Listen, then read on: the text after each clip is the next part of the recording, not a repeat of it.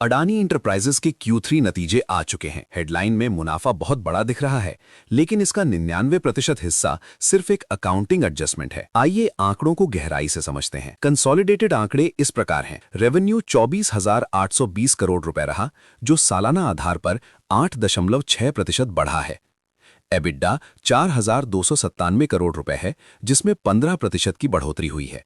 ध्यान दें, इसमें 656 करोड़ रुपए की अन्य आय भी शामिल है। सबसे चौंकाने वाला है नेट प्रॉफिट, जो 5,627 करोड़ रुपए है। पिछले साल ये सिर्फ 58 करोड़ था। लेकिन इस उछाल के पीछे की असली वजह ऑपरेशंस नहीं है। वो क्या है, हम आगे बताएंगे। अब बात करते हैं कंपनी की आर्थिक सेहत, यानी बैलेंस शीट की। लिक्विडिटी की समस्या अब आधिकारिक तौर पर सुलझ गई है, लेकिन कर्ज का बोझ अभी भी भारी है। कंपनी ने राइट्स इशू के जरिए सफलतापूर्वक 24,930 करोड़ रुपए जुटाए हैं। इससे कर्ज कम होगा और नए प्रोजेक्ट्स में पैसा लगेगा। लेकिन चिंता की बात यह है कि ब्याज खर्च अभी भी 1,758 करोड़ रुपए है, जो कंपनी के एबिडा का लगभग 40% खा जाता है। इसके अलावा ऑडिटर्स ने मुंबई एयरपोर्ट की जांच को लेकर कुछ चिंताएं भी जाहिर की हैं, जिन पर नजर रखना जरूरी है। दोस्तों, 5,627 करोड़ के मुनाफे को देखकर धोखा मत खाइएगा।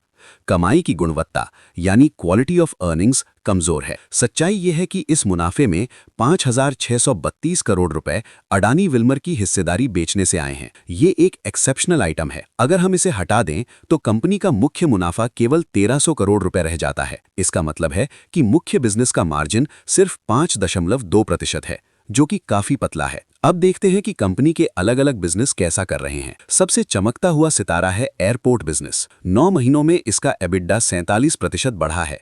नवी मुंबई एयरपोर्ट का शुरू होना इसके लिए एक बड़ा ट्रिगर है। न्यू एनर्जी बिजनेस भी अब बड़ा हो रहा है, जिसमें सोलर मॉड्यूल और डेटा सेंटर शामिल हैं। वहीं दूसरी ओर माइनिंग बिजनेस में थोड़ी अस्थिरता देखने को मिल रही है। बुल केस ये है कि रेवेन्यू बढ़ रहा है और राइट्स इशू ने पैसों की कमी को दूर कर दिया है। एयरपोर्ट बिजनेस असली ग्रोथ दिखा रहा है। बेयर केस ये है कि मुख्य मार्जिन बहुत कम है और मुनाफा सिर्फ एक बार की आय पर टिका है। गवर्नेंस को लेकर चिंताएं अभी भी बनी हुई हैं। हमारा फैसला है न्यूट्रल या एक्यूमुलेट। रणनीति ये होनी चाहिए कि गिरावट पर खरीदारी करें, क्योंकि बैलेंस शीट अब सुरक्षित है। लेकिन याद रखें, ये तिमाही P&L की जीत नहीं, बल्कि बैलेंस शीट की मजबूती वाली तिमाही है। डिस्क्लेमर: ये विश्लेषण 3 फरवरी 2026 की फाइलिंग पर आधारित है।